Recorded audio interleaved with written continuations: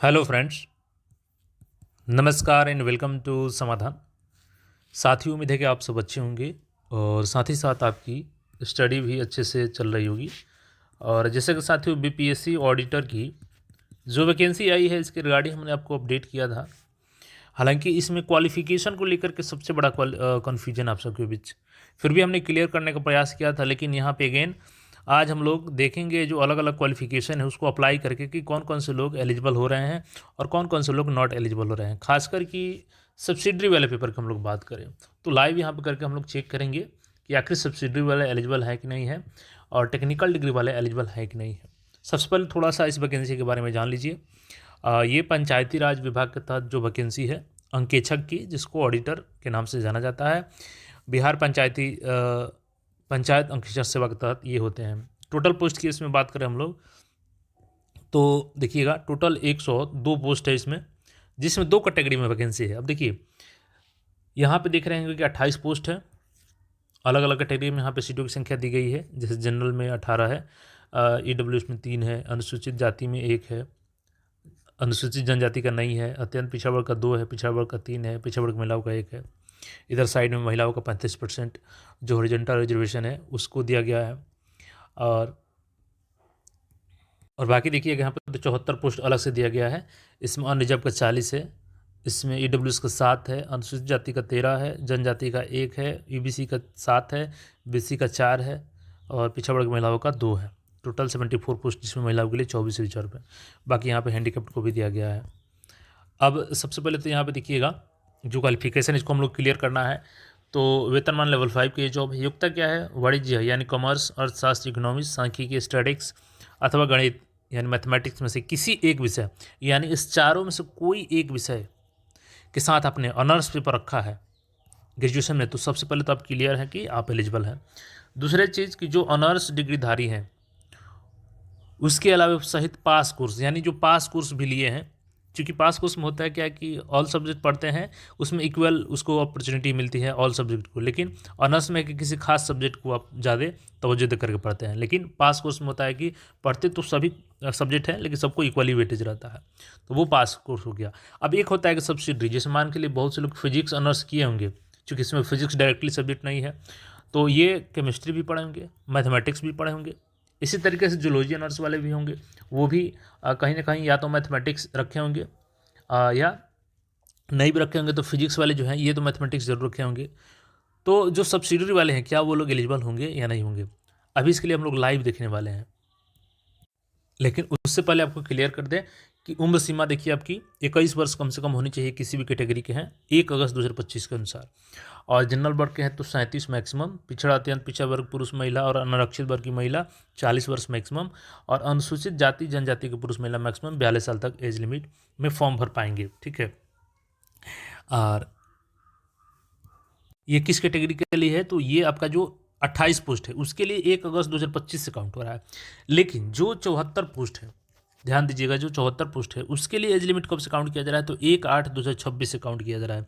इसमें आपका फिर वही कंडीशन 21 से 42 अलग अलग कैटेगरी में, यानी कि अगर आप 28 पोस्ट वाला के लिए एलिजिबल अप्लाई कर रहे हैं, मतलब कि अगर आपका एज 1/8/2025 को 21 साल पूछ गया है तो आप 28 के लिए भी एलिजिबल होंगे और 74 के लिए भी। लेकिन अगर आपका 1/8/2025 को नहीं पूछ रहा है तो आप 28 पोस्ट के लिए एलिजिबल नहीं होंगे, केवल 74 पोस्ट के लिए एलिजिबल होंगे। अभी थोड़ा सा आप लोग टाइम दीजिए, मैं क्लियर कर देता हूँ सब्सिडी वाला। और यहाँ पे देखिएगा तो इनको एज में छूट भी मिलेगा 28 पोस्ट पे। किनको? जिनका क्वालिफिकेशन 1/8/2021 से 1/8/2025 के बीच में कंप्लीट होगा, यानी कि उस समय वो एलिजिबल होंगे, चूँकि ये वैकेंसी लेट से आ रही है। तो 28 जो पोस्ट है ना, उस पर ये लोग इस के बीच में जिनका मैक्सिमम एज पूछ रहा है वो एलिजिबल होंगे।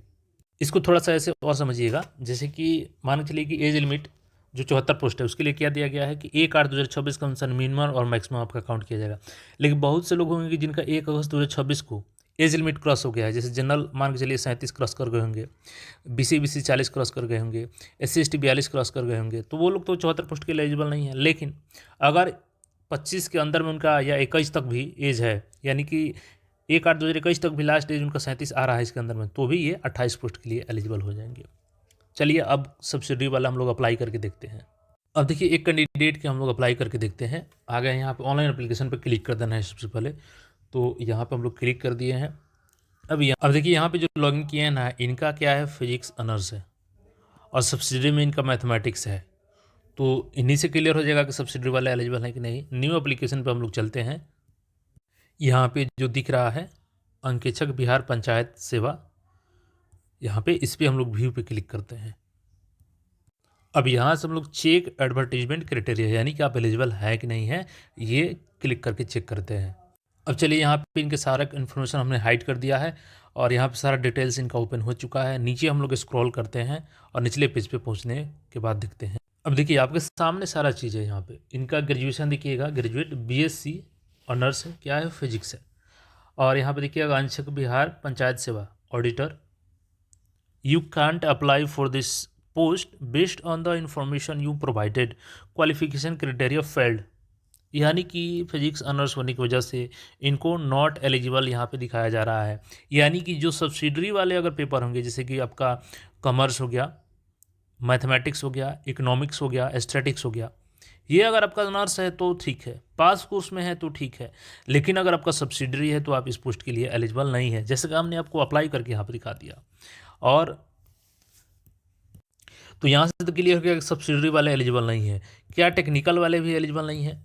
तो इसके लिए मैं आपको बता दूं, तो देखिए जो बीएसओ का क्वालिफिकेशन था, इसमें भी आपका सब्जेक्ट मेंशन किया गया था और पास कोर्स मेंशन किया गया था, और साथ ही साथ यहाँ पे सब्सिडरी भी, जबकि ऑडिटर में तो सब्सिडरी भी अलाउ नहीं किया गया है। लेकिन यहाँ पे जब हमने आरटीआई लगाया तो आरटीआई में यही जवाब मिला आयोग से कि जो टेक्निकल डिग्री है वो सारे के सारे बाहर होंगे इससे, यानी कि टेक्निकल डिग्री वाले एलिजिबल नहीं थे। तो यही क्वालिफिकेशन वहाँ पे मेंशन है, जबकि वहाँ पे सब्सिडरी तो बाहर ही है। तो वैसे में आपका टेक्निकल डिग्री भी एलिजिबल नहीं होगा। तो ये चीज़ आपको क्लियर हो गई, सब्सिडरी वाले नहीं भर पाएंगे, टेक्निकल डिग्री वाले नहीं भर पाएंगे, ऑनर्स पेपर वाले भर पाएंगे और पास कोर्स वाले भर पाएंगे। बाकी जो आपका प्रीलिम्स होगा वो 150 अंकों का जो सीसीई का पैटर्न है वही होगा। हालांकि यहाँ पे निगेटिव मार्क्स का कोई जिक्र नहीं किया गया है, तो यहाँ पे आपको निगेटिव मार्क्स नहीं रहेगा। 2 घंटे की पेपर होगी।